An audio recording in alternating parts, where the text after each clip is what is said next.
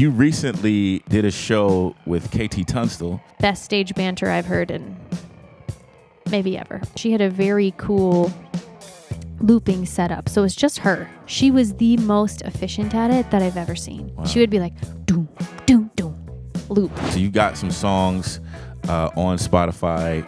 One has over 2 million streams. So I got a small business loan, actually. I'm basically giving myself a label advance. And the cost of keeping my master's is the interest on the loan. How has your Twitch experience been? It's been great. I've been streaming, it'll be 4 years in August. Okay. The main reason that I keep doing it is the community that I'm building. So I'm building a genuine community around my music. So I saw that reel of yours had 500,000 views. Funny enough. This is They're Good at That Shit, where I talk to musicians about what they're doing really well. My guest today, millions of streams on Spotify, Willow Stevens. Hey. What's going on? Thanks for having me. How you doing? Doing all right. All right. Thank you for joining. You also opened recently for a big name artist. We'll talk about that. First, I wanted to ask you about, I saw that you posted on social media one day about getting some type of financial assistance that is available for artists. And so I wanted to ask you about that because that's something we haven't talked about on this podcast. And I saw you talked about that on your social media. So I thought that'd be cool and good information for people. So absolutely. Talk about that. Absolutely. So I got a small business loan, actually. Okay. So it's a pretty traditional small business loan through a company called TMC Community Capital. And they are focused on helping businesses get funding that may have had barriers to getting funding in the past. So businesses owned by women, businesses owned by people of color. I was actually the first musician that they ever gave a small business loan to. Wow. And it's been really cool because I got to meet a lot of the people that work at the company because they were all like, this is a really cool idea, because if you're an indie artist, you know that it gets expensive really quick to be putting out music, especially at the pace and the rate that we're encouraged to do. And then you have to pay for advertising, and you got to, hire a band to play a show, and then, amen, buy merch, right. Create merch and have inventory and all this different stuff. And so I think that had been my struggle for so long was, how do I work all these jobs to not only pay for life, but also have extra to fund my art? And what the business loan really allowed me to do was have the money I would have spent on an album, on merch, on, maybe that whole project all at once, so that I was able to build that momentum, because it's money I would have spent anyways over a long period of time. But it just really allowed me to build that momentum and optimize what I was already doing. And the way that I really thought about it, because I grew up thinking oh, debt is really bad. Don't go into debt if you can help it. Don't do that, which I think is very wise advice in some ways. But one thing that I realized in doing this is I'm basically giving myself a label advance.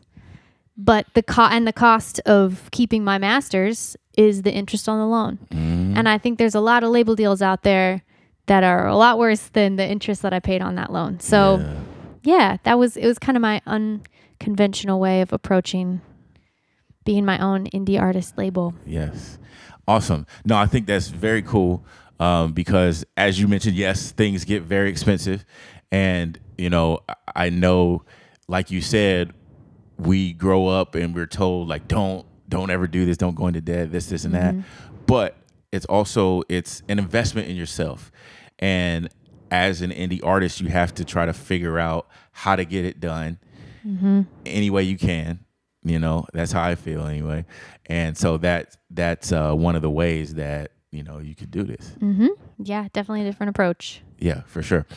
So how was the process of it? Was it just, you fill out an application and, that type of thing? Or? Yeah. I'd never actually gotten a loan for except for student loans before. So it was a little new to me, but I had to provide all my bank statements and tax records and I do have like an actual business account. So I'd had that established. So I had a history there that was important, because I think like if you haven't been treating your music like a business, it's going to be harder to show that as a record, if that makes sense.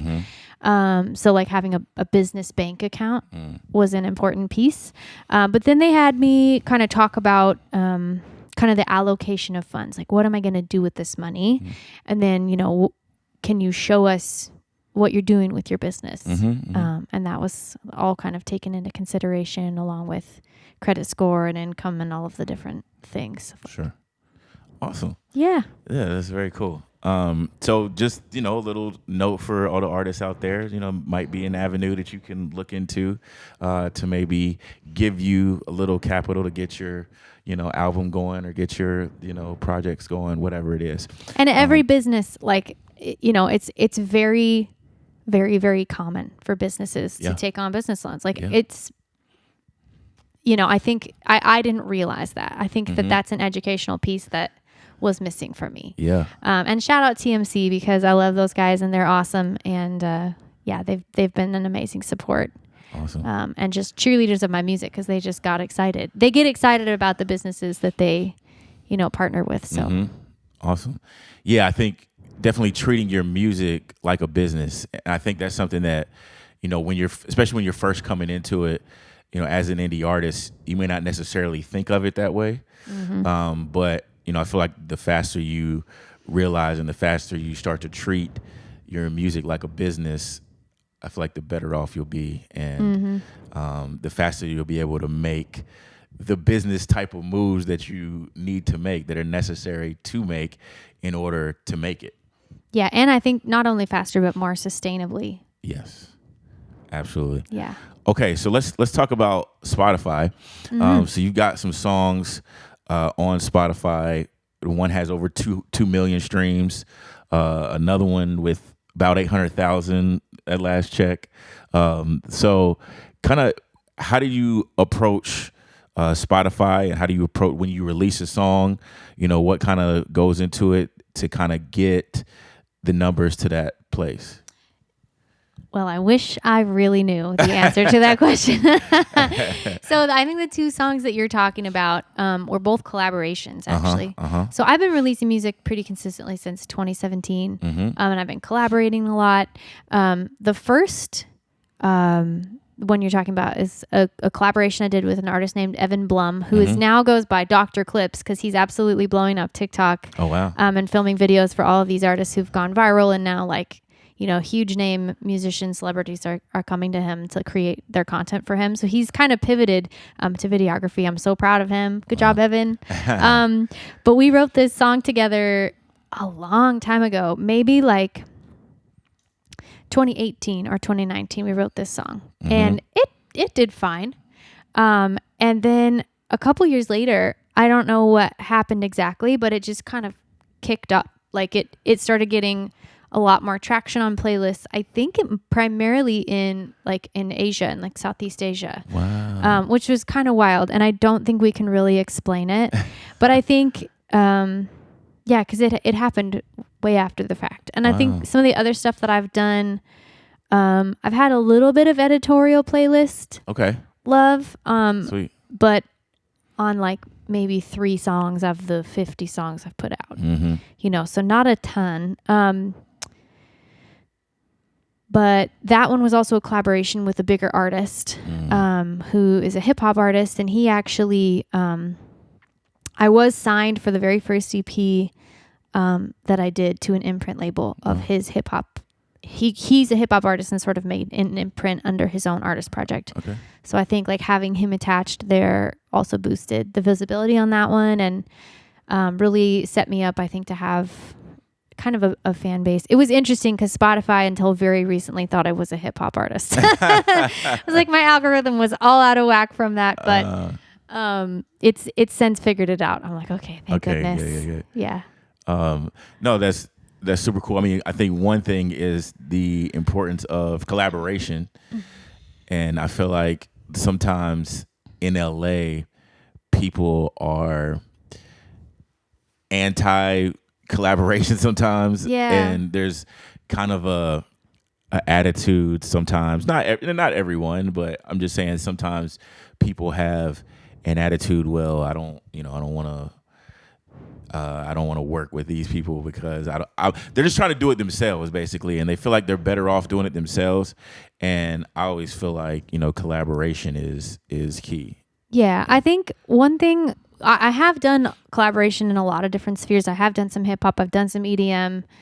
I think, like, if I was to tell my younger self, like, whether or not to do those collaborations, I think I would have been a little bit pickier on the genre, but I would have done even more collaborating because it just cracks your world wide open. Like, I think if you're just like, I'm doing my little thing right here, and then you partner with somebody else who's doing their little thing right here, it more than doubles, your reach and your visibility. And it might honestly, I will say, like, we're partnering with a lot of hip hop artists earlier in my career really shifted the tone and, like, my mindset of what my music could be and broadened it a lot. Because I was, like, ready to just do, like, a bunch of folky Nora Jones kind of stuff. And then it was like, oh, like, there's this whole other world, and, like, I could also be a part of that, you know? Yeah, totally.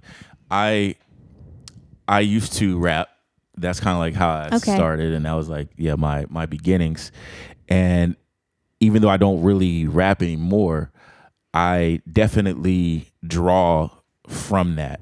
I definitely, there's a certain cadence that I will use a lot of times when I'm writing that kind of comes from the rap world, and then also just kind of like, sometimes I'll do a lot of little more intricate rhymes than you might normally hear in a typical song, and that obviously comes from rapping. So regardless of genre, I think we can all really learn from the lyricism of hip hop, and I think whether or not it's something you naturally gravitate towards, I think we all need to be students of hip hop because it's the best lyrics in the game and it's honest. Yeah, totally. Yeah. No, I think there's a lot you can learn from a lot of different genres, and I think if you're a true student of the game, you do kind of study a lot of different things and see what you can kind of pull from those different areas and different arenas. And I think that's one of the cool things about music is that there's so much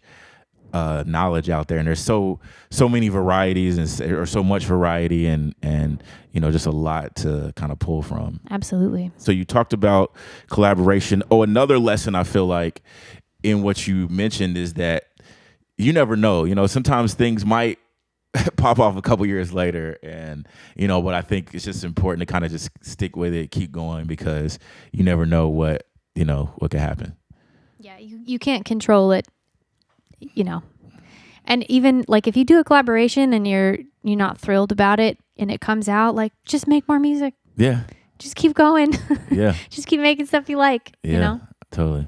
What you mentioned, you would tell yourself something about collaborations and genres. You would tell your younger self. What is that you would tell your younger self? Oh, I mean, I think that just comes a little bit from my frustration with the algorithm. Because I kind of said yes to everything. Right. For a while. Right. And I'm like, oh, but I think I had to sort of explore those things and discover, like, do I want to do pop EDM? Maybe not. Right. Yeah. Okay. Cool. So you also stream on Twitch. I do. How is that going? I had CA in LA on the podcast. Nice. And so they gave us a lot of Twitch knowledge, and it was interesting because I didn't even really, before I met them, I didn't even really know that Twitch was really an avenue to make money, and you could like go on there and stream and make money, and they were talking about how they they funded projects with Twitch, and they've done all these things, and so it was really cool to see. How has your Twitch experience been? It's been great. Courtney and Ashley are awesome. They've definitely been in the game a long time. Yeah. They were in way before the pandemic like surge. Yeah. It's been wonderful in many ways. I've been streaming. It'll be 4 years in August. Okay. And I think the biggest thing for me, like, it isn't like sustaining my income on its own by any means. And there are some people who do streaming full time. Yeah. But it has supplemented my income for sure. But I think the main reason that I keep doing it is the community that I'm building. So I'm building a genuine community around my music. And I think like the people who follow you, like come into the stream and follow you on Twitch, stick around for 20 minutes, an hour, 2 hours, and they're going to hear your original music. They're going to ask questions. Hey, is that on Spotify? Oh, this is cool. Oh, you know, this reminds me of that song. And you say, oh, that's awesome. You should hop in my Discord and put it in the channel for song suggestions. And now I've got hundreds of people in a Discord channel that know every single one of my songs. They know my unreleased music, and they've come to shows across state lines. They, buy all my merch, and they know each other, and it was so cute. Like the other day I had 2 people that were talking to each other in the chat, and they realized they used the same meditation app, and they were like, oh my gosh, I'm going to add you as a friend. Like, and they're in completely different parts of the world. Like, so I think that the genuine community around my music is something I really haven't been able to find IRL on any other social media platform. Like even, Patreon, where it's like people who really want to support your music, but they don't have a community with each other, and they don't have that interaction piece with you. The community aspect, I think, is underrated, I think, in terms of like a lot of artists. I don't know that we necessarily think about that, in terms of, when we're putting out our music. But I think that is like a huge thing. If you can build a community around your music, I feel like that is really a large part of the game. Yeah. I mean, you look at the artists who are really doing that. If you look at like Taylor Swift, for instance, and the friendship bracelets, like there's a whole culture and subculture within her music. And I don't think we need to wait until we're superstars to start building that. No, not at all. And it is, like you talked about it, they start buying all your merch and things like that. I mean, you can really, if you really start building this, that's something that you can like sustain, your life with that, because, if you get enough people, and it doesn't really take that many, it doesn't take that many people. If you can get, a decent number of people to, I heard somebody say, it's like if they could just buy you a cup of coffee essentially, every month or, every week or whatever, then it's like, then you've got, enough support to actually, make a living and make it work. Yeah. I mean, if you have 1,000 people that will spend $50 to $100 on you a year. Yeah. You're in business. Yeah, you're 100%. Can't buy a house in LA, but you're in business. I mean, it's a good start. Yeah, it's a good start. It's a good start. You recently did a show with KT Tunstall. I did. And who's a huge artist. How was that? It was really, really special. So that came about.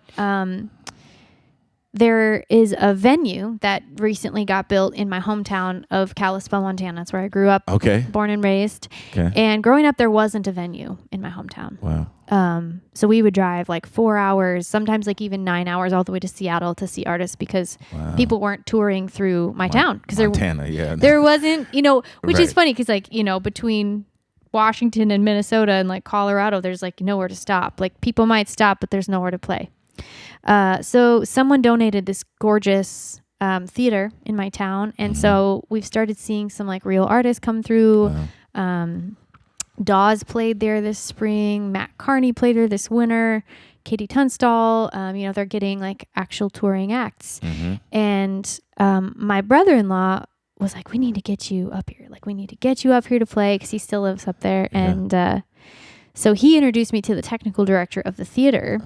And once I saw KT Tunstall was playing there, I actually did. I found the emails for all her booking team and emailed and said, hey, like I'm a local from this town. Like I live in LA now, but I'd love to open the show. I'm so excited that she's coming to Montana. Didn't hear anything, and I do that, I cold email agents and artists and different things on a fairly regular basis. Okay. But what actually wound up being effective was building a relationship with the venue itself. So I got to know the technical director and he was like, well, okay, here are some opportunities that we might be able to plug you into. And he was able to reach out from the venue side to Katie's team. And they were like, okay, yeah, like if she can boost tickets a little bit, let's do it, So that was that was how it happened. But it was really, really special because I'd never really gotten to play a show in my hometown until now. Wow. So that was really, really something I'll definitely treasure. Awesome. And how was it meeting her? Like, did you get to actually interact we didn't with her? get to interact a ton. Okay. We did have, she was really sweet and very kind. Her team was awesome. One thing, she was hilarious on stage. She told tons of jokes and like played games with the audience. And there was at one point she was giving away a sheriff's badge. It's a long story, but she wound up giving it to my dad unknowingly. Okay. And so we like, it was really sweet. And she like wrote him a note after the show. I was like, you gave the sheriff's badge to my dad. And so she was a very just wonderful human. So talented and is such a pro at looping and best stage banter I've heard in maybe ever. Wow. Okay. Yeah, she was great. Besides the stage banter, was there anything performance-wise that you took from her, like just from watching, like that you might incorporate, or just maybe just a little note? Yeah. Wow, that was really cool. So she initially got famous for looping. She was looping her song "Black Horse and the Cherry Tree." Yeah. And so she's been doing that for a long, long time. So she had a very cool looping setup. So it's just her, but it had the energy of a full band because she's able to incorporate all these elements. But I've seen a lot of people build loops over the years. There's a lot of artists who've done that. Yeah. She was the most efficient at it that I've ever seen. Wow. She would be like, doom, doom, doom, loop. And like that was all it took. Like it would take her like 2 seconds to build the loop. And then she would just... Every time she built, she lost no momentum. She just really kept the flow and the momentum of not only the songs, but the show going, which was cool. Wow. So you got to be on a bill with Katie Tunstall in your hometown. What did your friends and family have to say? I'm sure you had some friends and family that came through. I think it was really cool for all of us. It was my niece's first concert. She'd never been to a show before, so that was really sweet. Yeah. And definitely saw some friends from high school and some people that I didn't know. And it was really, really cool. I think everybody that's there is just really grateful to have a venue. They're like, we've needed something like this. We've needed a space where we can come and be inspired and see artists that we love. And yeah. Awesome. You also, I saw you had a reel on Instagram with 500,000 views. Oh yeah. Which was cool. And I loved it because I used to like be a fan of Carmen Sandiego. Yes. And so it had like the Carmen Sandiego vibe. I was kind of a geography nerd. I was kind of a nerd anyway, like kind of growing up. Nerds are the best people. And so but like geography was kind of one of my things too. And so like where in the world is Carmen Sandiego was kind of a thing. So anyway, so I saw that reel of yours had 500,000 views.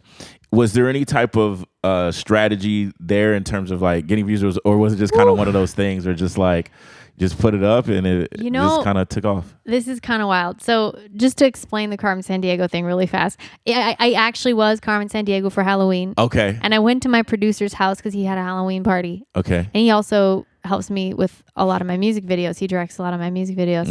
He was like, this outfit he had no idea who Carmen Sandiego was. He's like, this is a vibe. I was like, it literally is a vibe. It's Carmen Sandiego. Yeah. But that wound up being one of the looks for the music video that we did. So that video, funny enough, I'd posted it before. I'd posted it before, and I am not an expert at social media. I'm always learning. I'm always trying to figure it out. I feel frustrated with it 99.9% of the time. A lot of us do. Yeah. But I was like, at the time, I think my goal was like to post 2 or 3 reels a week or something like that. And I hadn't posted as many as I wanted. And it was like Friday afternoon. I was like, ugh, I saw this in my drafts. And I'd posted it before. I was like, hey, whatever, I'm just going to post it. This is about a year ago.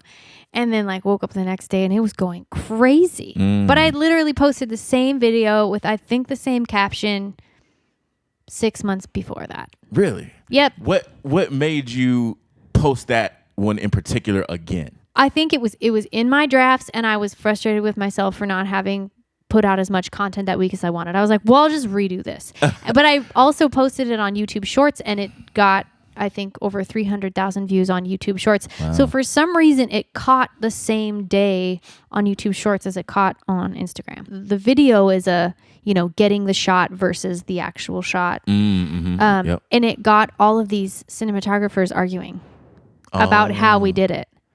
They were like, this is the stupidest thing I've ever seen. Like, why would you ever do it like that? And other people are like, this is genius. I love the way that they did that. You don't need, all of this fancy equipment. Look how they did it with like nothing, So we got reposted by a couple of big cinematography accounts, and like, I don't know if it was like Shitty Rigs or something like that. Yeah. So it kind of got some attention and got people like fighting with each other in the comments, which sadly is one of the ways to go viral. Yeah, no, 100%. If you can get people arguing about some shit like that, then that is like gold. Yep. Yeah. So I'm still like, okay, you had it in your drafts. How was it in your drafts? If you already had posted it, I don't even know. I think maybe it will be like, do you want to keep this or start over? And I had like maybe started over, but it kept it in. I have no clue. And so it was just sitting there, and then you just. Yep. Wow. Yeah. That is quite the story. All right, Willow Stevens, where can people connect with you? What do you have going on that people can be looking out for? Absolutely. So I think one of the best ways to connect with me, if you just want to hear about, like, if I'm playing a show with my band or I got new music coming out, they can actually text Willow. So text the word Willow, WILLOW, to the number 55444. So if you're in the US, you can do that. You can find me on all socials. I do stream live on Twitch and YouTube 3 times a week. So come hang out with me if you're just chilling. Subscribe to me on YouTube or follow me on Twitch and turn on your notifications. Come hang out. And yeah, I'm doing a lot of writing this year. So do have some more songs coming out. But primarily focusing on like what the next record is going to be probably in the next year or two. So nice. I've heard you do that, the phone number. I've heard you talk about the phone number and ask people to, text the number at a show before. So I'm just curious, how's that going? And what kind of made you, I don't hear a lot of artists do that and call out a number like that for people to text. And so I was just curious kind of what made you start doing that and kind of how's that going? Yeah, I think part of the draw for me with that was, if I was playing a show in LA, I would DM a lot of people and be like, hey, I'm playing a show. It'd be great to see you, like, if you want to come out. Because people were telling me, I'm not seeing any of your show posts. They were like, oh, I wish you would have known. I'm like, I posted about it 17 times. Like, how did you not know about it? Yeah. And then there's also the piece of, I don't want to spend 15 hours leading up to a show DMing people. Because one, I feel like I'm spamming them. Yeah. And two, which... I think most people, you're not spamming them. Most people like to be invited. Right. People like to be invited to things. And you're putting on a good show that they're going to enjoy. So you're offering them something of value. Yeah. But I think for me, this was like, wow, I can solve that problem of people aren't seeing when I have things I actually want to tell them about. And it saves me so much time to be able to say, okay, I have, 100 people on my LA specific text list. In one click of a button, I can let them all know that I'm playing at, wherever I'm playing next. Yeah. Nice. Yeah. Very cool. Because I mean, that's something that I, have talked about on the podcast before in terms of, inviting people to shows. Because I do tend to go through and like DM or message everybody individually because, I do think that, that personal touch can make a difference. And so, but that's cool that, you have a way to kind of do that without, actually spending, like taking as much time. And if people text me back, I can see it. It doesn't come to my phone, but I can like log in and see and text them back and like we can actually have a chat. So nice. It is kind of a cool way to connect. Yeah, absolutely. I love that. All right, Willow Stevens, thank you so much for joining me. I really appreciate you being here. Yeah, thanks for having me. And have a good one. You too. Thank you for watching They're Good at That Shit. If you enjoyed what you heard, definitely hit that like button and subscribe as well. And if there's a friend or family member who you feel like could get something out of this episode, go ahead and send it to them. We'd appreciate that as well. We'll see you next time on They're Good at That Shit.